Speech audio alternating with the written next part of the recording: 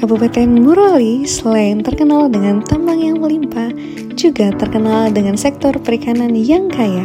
Disinilah di bumi TPA Samoroso, budidaya ikan menjadi masa depan yang sedang dirajut. Sektor perikanan budidaya merupakan pilar yang tidak hanya menjanjikan keuntungan, tetapi juga berkelanjutan bagi generasi mendatang. Hai, saya Juintan Pratiwi dari Dinas Perikanan Kabupaten Morowali. Yuk, mari belajar tentang perikanan budidaya. Salah satu budidaya perikanan yang sedang tren adalah budidaya ikan kolam bioflok. Sistem budidaya kolam bioflok adalah teknik akukultur intensif yang memanfaatkan bakteri baik seperti probiotik untuk mengubah limbah kotoran ikan menjadi gumpalan nutrisi yang dapat dimakan kembali oleh ikan. Sistem pengolahan kolam bioflok bukan sekedar memelihara ikan, melainkan menjaga pengolahan kualitas air kolam bioflok yang baik. Kualitas air berperan penting dalam menentukan keberhasilan dan kegagalan budidaya ikan. Nah, saya akan membagikan cara pengolahan kualitas air kolam bioflok agar nafsu makan ikan dan kesehatan ikan tetap terjaga. Kualitas air yang sehat ditandai dengan air yang tidak berbau busuk. Warna air kolam bioflok berwarna coklat. Pergerakan ikan yang lincah di dalam kolam, nafsu makan yang agresif, dan hasil parameter kimia sesuai dengan nilai ideal kualitas air kolam bioflok. Pengecekan kualitas air kolam bioflok sebaiknya dilakukan seintas mungkin untuk mengantisipasi permasalahan yang terjadi di kemudian hari. Cara memakai alat kualitas air yang benar. Pertama, buka alat dari dos penyimpanan. Lalu buka penutup sensor. Tekan tombol on-off untuk menyalakan dan mematikan alat, dan tekan tombol mode atau call untuk mengubah mode pengujian seperti pH, EC, TDS, dan suhu. Pengecekan kualitas air dilakukan dengan cara memasukkan alat ke dalam air hingga tanda batas. Tunggu hingga beberapa detik hingga angka konstan atau angka tidak berkedip. Selanjutnya, pengecekan vlog pada kolam bioflok dengan menggunakan alat sederhana seperti botol aqua disertakan volume air di dalam botol. Masukkan botol ke dalam kolam, isi dengan air kolam hingga volume 1000 ml.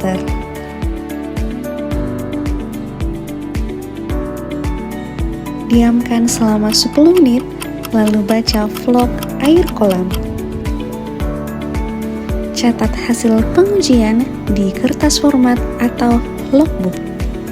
Setelah memakai alat, matikan alat dengan menekan tombol on-off. Lalu, bersihkan sensor menggunakan Aquades.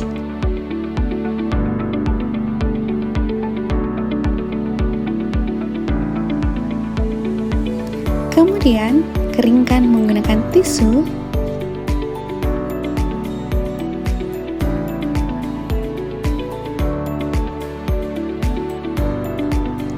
Tutup kembali sensor.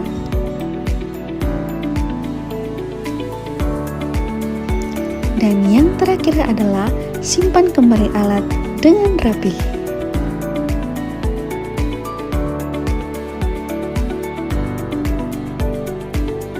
Selanjutnya adalah kalibrasi alat untuk memastikan alat ukur memberikan hasil yang akurat. Untuk kalibrasi pH, pertama, tekan tombol call selama 6 detik hingga muncul mode call.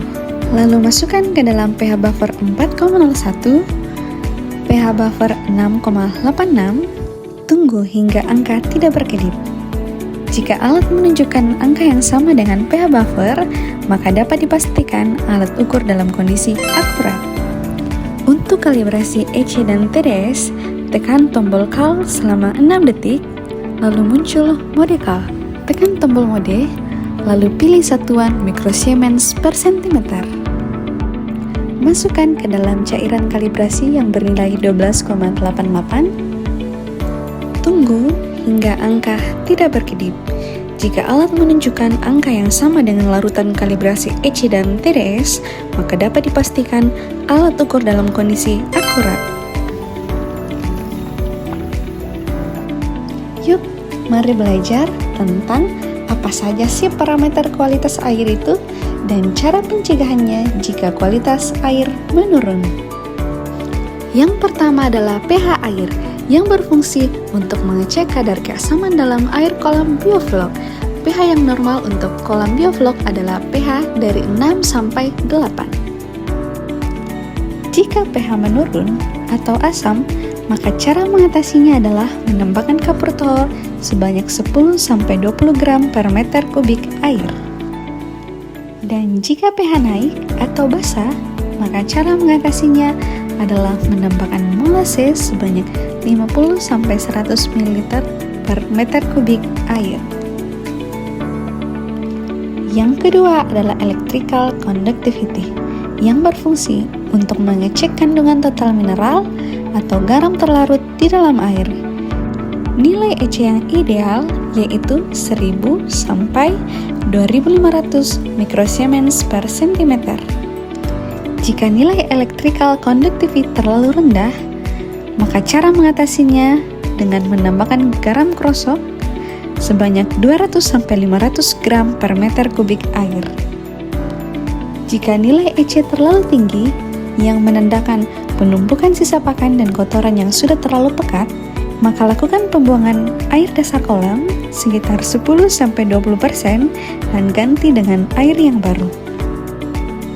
Yang ketiga adalah TDS, yang berfungsi untuk mengukur konsentrasi semua senyawa organik dan anorganik yang larut dalam air seperti garam, mineral, logam, hingga kation atau anion lainnya. Nilai ideal TDS yaitu maksimal 1000 ppm.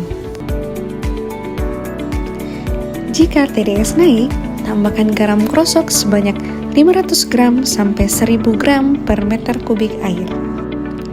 Dan jika TDS terlalu tinggi, maka lakukan pembuangan air dasar sekitar 10-20% dan ganti dengan air yang baru. Yang keempat adalah suhu, yang berfungsi untuk mengukur derajat panas dan dingin air di dalam kolam bioflok. Suhu yang normal mulai dari 27 sampai 30 derajat Celcius. Jika suhu air kolam bioflok terlalu rendah, maka cara mengatasinya yaitu tambahkan sedikit air hingga suhu kembali normal. Dan jika suhu terlalu tinggi, maka perlu memasang paranet di atas kolam bioflok untuk mengurangi sinar matahari masuk ke dalam kolam. Yang kelima adalah vlog, yaitu gumpalan biomasa yang terdiri dari bakteri, plankton, dan sisa organik lainnya. Vlog yang ideal dari 15 sampai 40 ml per liter. Jika vlog terlalu banyak, maka buang endapan sekitar 10-20% volume air untuk mengeluarkan lumpur atau vlog yang mengendap di dasar. Dan jika vlog sedikit, tambahkan molase sekitar 50-100 ml per meter kubik air. Selanjutnya adalah air kolam berwarna hijau. Hal ini disebabkan karena adanya pertumbuhan alga yang berfotosintesis dalam air kolam akibat dari tingginya intensitas sinar matahari yang masuk ke dalam kolam. Cara mengatasinya adalah tambahkan molase sekitar 20-30 ml per meter kubik air dan perlu memasang paranet untuk mengatur intensitas sinar matahari yang masuk agar suhu air stabil, mencegah alga berlebih, dan mengurangi penguapan. Oke, perkenalkan saya nama Afifun Saleh, Ketua Kelompok Pokdakan Mitra Bahari. Alamatnya Desa Baho Moleo, yang hari ini kami fokus pada pengembangan budidaya ikan nila dengan ikan bawal. Terus kami punya kolam 8 unit dengan diameter ini, yang kolam diameter 3. Terus saya hari-hari aktivitasnya ke kebun, apa aja yang bisa dilakukan, rutinitas yang kami kerjakan. Tapi dengan adanya program bantuan ini, kami lebih fokus pada pemeliharaan ikan yang hari ini kami coba kembangkan. Untuk kegiatan rutinitas pemeliharaan kolam ini, kami biasanya tiap hari lakukan kontrol pembersihan kolam dengan cara kami lakukan menggunakan waring untuk dibersihkan. Lalu terkait pemberian pakan, kami dari pasca penebaran sampai hari ini menjelang 3 bulan, pemberian pakan itu kami berikan biasanya pagi, siang, dan sore 3 kali. Cuman kalau kondisi hujan, kami tidak memberikan pakan karena khawatirnya itu tidak bagus. Banyak referensi juga kami pelajari, kalau kondisi hujannya tinggi maka kami tidak memberikan pakan. Dan biasa juga kami puasakan ikannya. Dalam 1 minggu itu 1 hari pasti kami tidak kasih makan.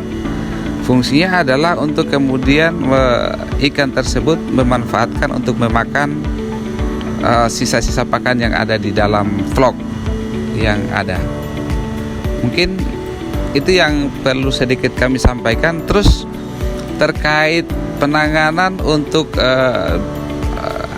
hama, kami pernah awal tebar itu terkena namanya penyakit jamur. Nah, upaya yang kami lakukan adalah kami melakukan pembibisan pakan dengan menggunakan ekstrak daun pepaya. Biasa kami campur dibibis di pakan. Ada juga kami langsung itu kami blender, lalu kami kasihkan ikannya langsung untuk dimakan. Alhamdulillah dengan pemberian seperti itu ikannya ada perubahan. Sejauh ini alhamdulillah itu ikannya sehat. Cuman yang paling rawan di sini adalah terkait soal lampu. Kalau mati lampu itu rawan sekali, karena pernah mati lampu hanya jeda berapa jam itu lupa dinyalain genset, ada yang mati.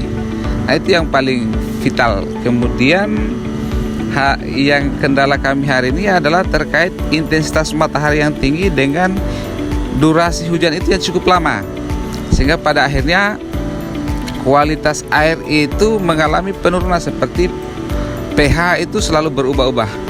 Kemudian suhu itu ketika matahari terlalu tinggi, pada akhirnya suhunya juga naik, ikannya juga mengalami perubahan. Nah, upaya yang kami lakukan untuk mengantisipasi itu adalah kalau suhunya terlalu tinggi, kami kuras airnya lalu kami isi dengan air baru, sehingga pada akhirnya melihat kondisi itu alhamdulillah ikannya bisa kami tangani. Mungkin itu yang sejauh ini kami lakukan, dan ke depan insya Allah kami lagi berupaya untuk membangunkan tempat paranetnya. Itu yang akan kami sementara bangun, dan sementara juga ini kami lagi memesan bibit ikan untuk kami tambah. Ini ada 8 kolam. Nah, bibit yang kami pesan itu kurang lebih ada sekitar 8.000 ekor yang akan kami tebar insya Allah dalam waktu dekat ini. Ini kan ada 8, nah 4-nya ini yang hari ini berisi. Kenapa kemudian kami tidak langsung memesan sampai 8 kolam? Kami butuh nanti ini yang 4 ini ikannya kita akan pindahkan, kita sortir dijadikan di 2 kolam. Nah, hitungan kami dengan 2 bulan ke depan pemeliharaan yang akan kami tebar ini, kami akan sortir, dan yang ada 4 kolam ini insya Allah sudah dipanen. Pada akhirnya yang besar akan dipindahkan ke kolam yang belum ada isinya. Mungkin itu yang bisa kami sampaikan.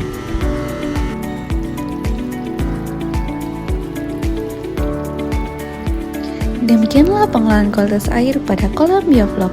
Ingat, kualitas air sangat berperan penting dalam kelangsungan hidup ikan. See you next video.